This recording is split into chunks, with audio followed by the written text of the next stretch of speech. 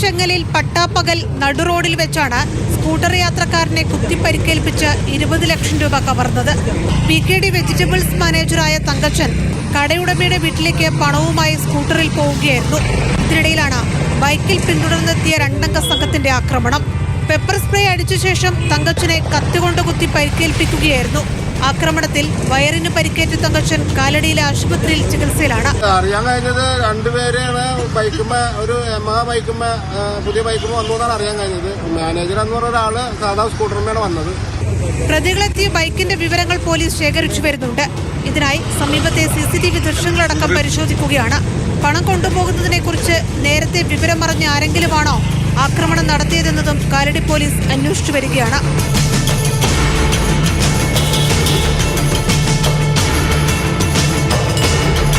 Mathrubhumi news Kochi.